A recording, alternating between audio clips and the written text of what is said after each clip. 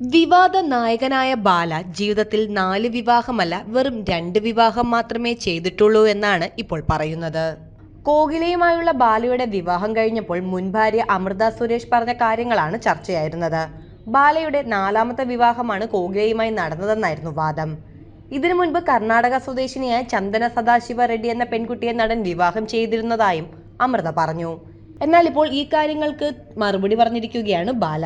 ആളുകൾ പറയുന്നത് പച്ചക്കള്ളമാണ്. സ്കൂൾ കാലം മുതൽ കുറച്ചു കാലം ചന്ദനയുമായി പ്രണയമായിരുന്നുവെന്നും എന്നാൽ വിവാഹം കഴിച്ചിട്ടില്ലെന്നുമാണ് ബാല പറയുന്നത്. വിവാദങ്ങൾ അറിഞ്ഞ് മുൻകാമുകി തന്നെ വിളിച്ചിരുന്നുവെന്നും നടൻ പറയുന്നുണ്ട്. അതിനുശേഷം അമൃതയെ വിവാഹം കഴിച്ചു. പിന്നീട് എലിസബത്തുമായി ലീഗലി വിവാഹം നടന്നിട്ടില്ല.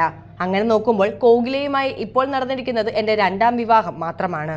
പിന്നെ എലിസബത്തിനെ കുറിച്ച് കൂടുതലൊന്നും പറയാനില്ല, കാരണം അത് ധർമ്മമല്ല. എലിസബത്ത് എപ്പോഴും നന്നായിരിക്കണം എന്ന് തന്നെയാണ് താൻ ആഗ്രഹിക്കുന്നതെന്നും ബാല പറയുന്നുണ്ട്. കാരണം ആശുപത്രിയിലായിരുന്ന സമയത്ത് എലിസബത്ത് എന്നെ ഒരുപാട് സഹായിച്ചിട്ടുണ്ട്. ആ നന്ദി എപ്പോഴും എനിക്കുണ്ട്. ഇത്തരത്തിലുള്ള വാർത്തകൾ കേട്ടപ്പോൾ ചന്ദന എന്നെ വിളിച്ചിരുന്നു. ഞങ്ങൾ ഇതെല്ലാം പറഞ്ഞ് ഒരുപാട് ചിരിച്ചു. അവളിപ്പോ US-ലാണ്. 2 പെൺകുട്ടികളുണ്ട്. വീഡിയോ കോളിൽ കോകിലയുമായി അവൾ ഒരുപാട് സംസാരിക്കുന്നുമുണ്ട്. അവർക്കും ഒരു ഭർത്താവില്ലേ? ഇത്തരത്തിലുള്ള വാർത്തകൾ കേൾക്കുമ്പോൾ അവരെന്ത് വിചാരിക്കും?